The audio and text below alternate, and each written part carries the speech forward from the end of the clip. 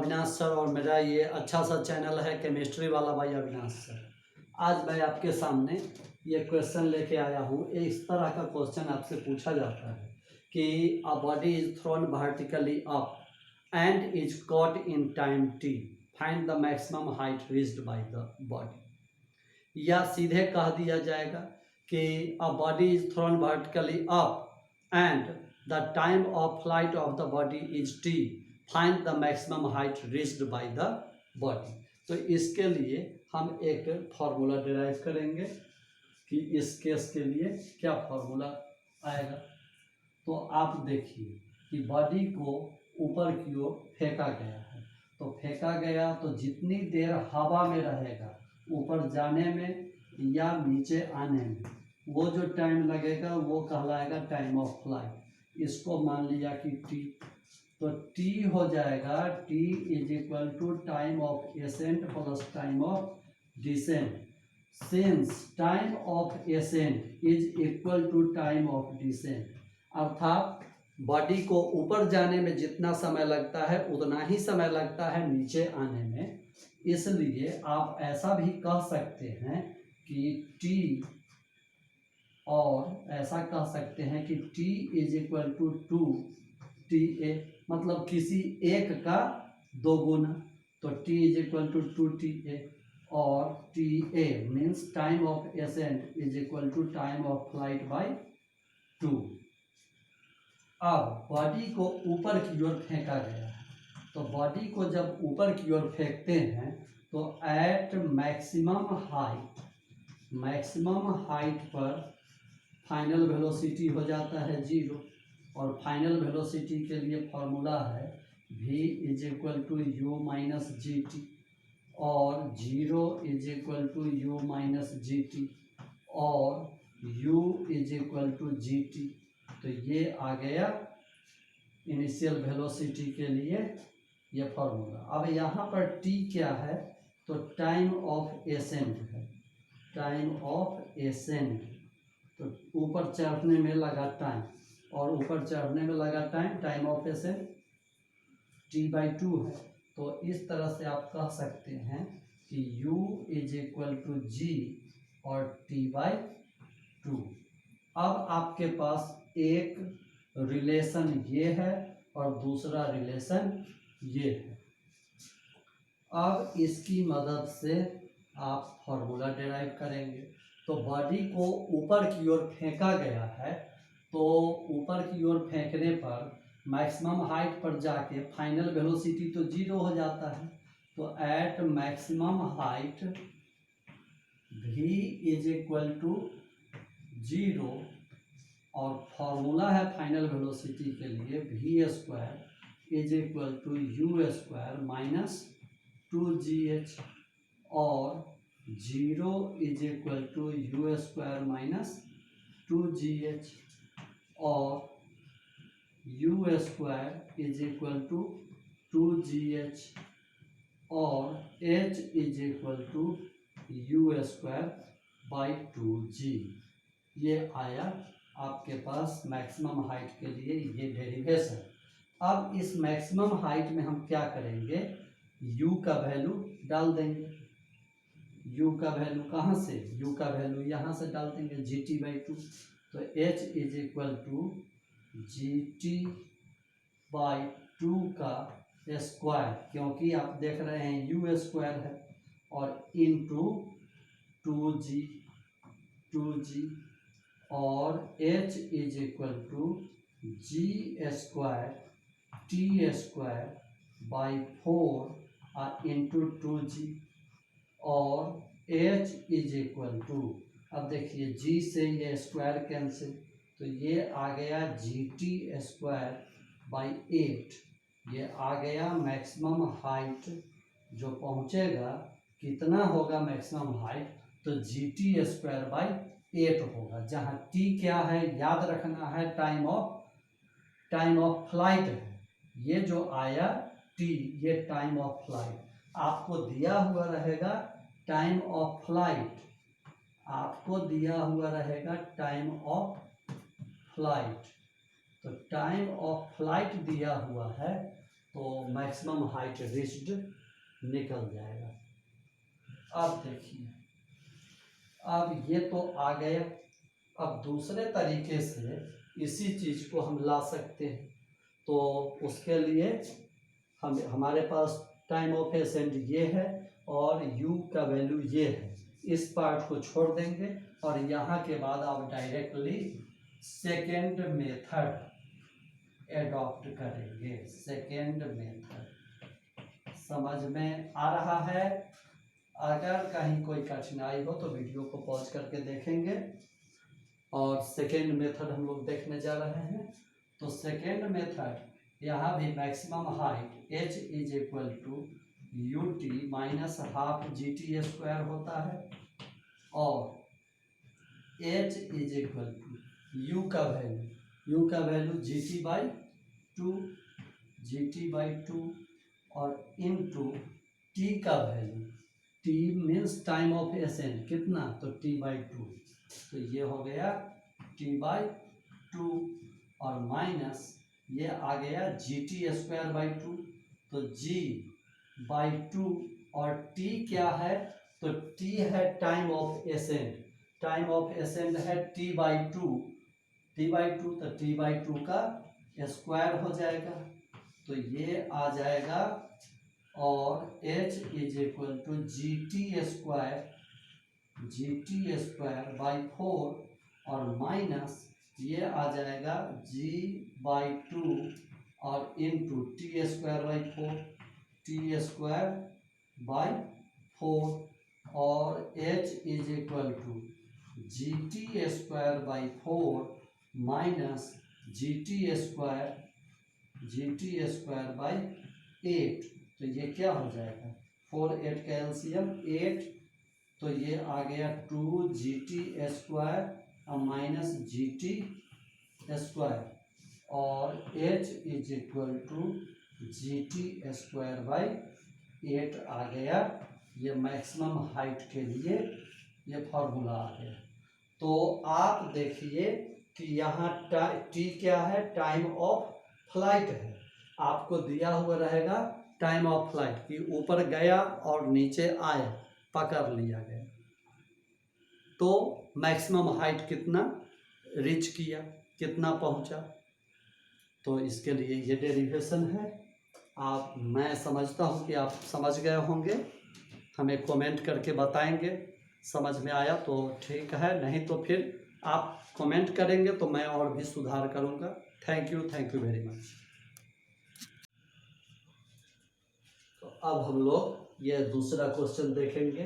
ये क्वेश्चन है कि if an object covers distances directly proportional to the square of the time lapsed then the acceleration is. 4 choices दिए गए हैं। A में इंक्रीजिंग, बी में डिक्रीजिंग, सी में कांस्टेंट, डी में नन।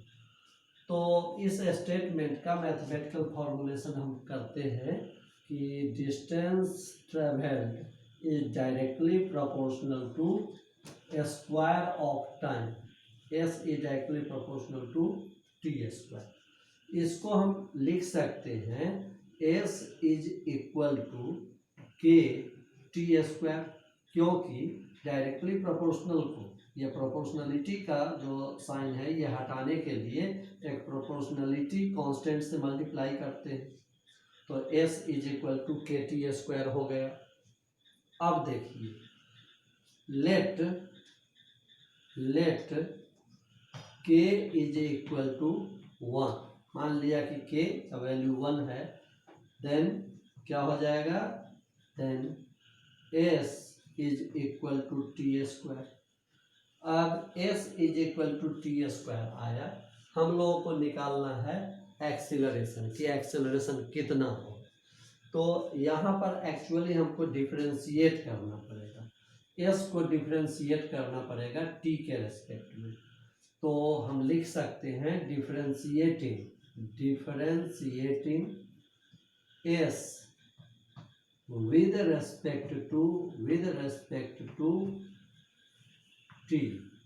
तो टी के रेस्पेक्ट में डिफरेंशिएट करेंगे। डिफरेंशिएशन का मीनिंग होता है छोटे फॉर्म में तोड़ना। तो एस का छोटा फॉर्म ds और टाइम तो स्मॉल इंटरवल ऑफ टाइम के रेस्पेक्ट में डिफ्रेंशिएट कर रहे हैं तो ds बाई dt हो गया। तो ds बाई dt इसको आप लिख सकते हैं, इधर भी आप इसको तोड़ सकते हैं तो ds ये इधर कर सकते हैं d बाई dt और ये t स्क्वायर। अब आप लिख सकते हैं कि ds बाई dt ये डिस्टेंस बाई टाइम है, डिस्टेंस को टाइम के रेस्पेक्ट में डिफ्रेंशिएट किए हैं तो डिस्टेंस को टाइम के रेस्पेक्ट में डिफ्रेंशिएट करेंगे तो ये क्या आएगा, ये आएगा स्पीड। और ज़रा सोचिए कि स्पीड अगर किसी बॉडी का स्पीड एक स्ट्रेट लाइन में हो तो इसे वेलोसिटी भी बोल सकते हैं, तो इसको स्पीड भी बोल सकते हैं, वेलोसिटी भी बोल सकते हैं। तो ये आ गया d बाई डी टी है और ये टी स्क्वायर।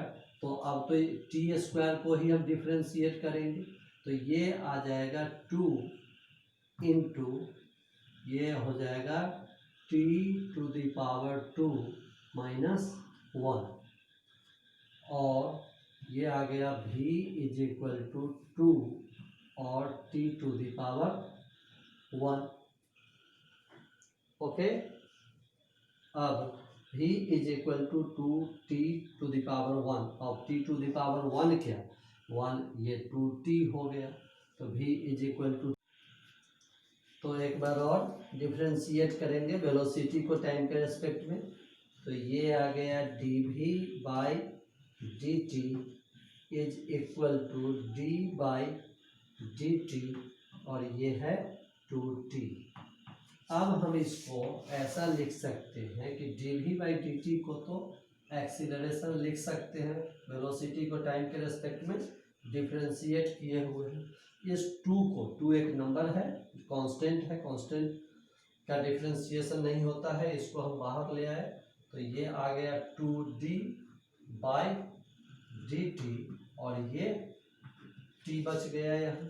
अब t का t के रेस्पेक्ट में डिफ्रेंशिएशन करेंगे तो 1 आएगा तो ये आ गया a इज इक्वल टू 2।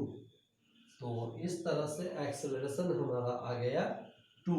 अब 2 क्या है तो 2 इज ए नंबर और नंबर एक कांस्टेंट होता है, नंबर है और नंबर क्या होता है तो कांस्टेंट होता है।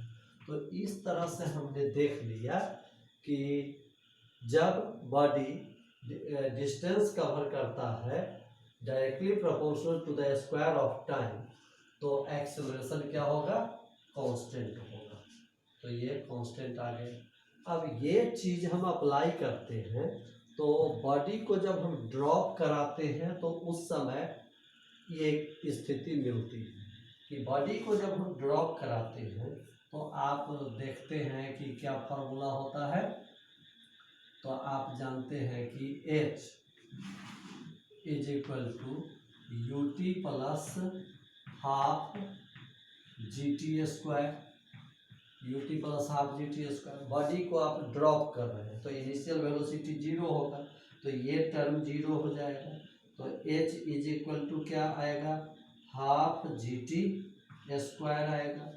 आप जान रहे हैं 1/2 ये भी नंबर है तो ये भी कांस्टेंट है और g तो कांस्टेंट होता ही है तो ये पूरा कांस्टेंट हो गया, कांस्टेंट हो गया। यहाँ ये ut है 0 और ये हाफ g है कांस्टेंट। तो इस तरह से h is equal to constant into t square और आप कह सकते हैं कि h is directly proportional to T square. तो h क्या है डिस्टेंस ही तो है तो डिस्टेंस कवर्ड टाइम स्क्वायर के डायरेक्टली प्रोपोर्शनल है। इस तरह से आपने ये देख लिया और टाइम स्क्वायर के डायरेक्टली प्रोपोर्शनल है।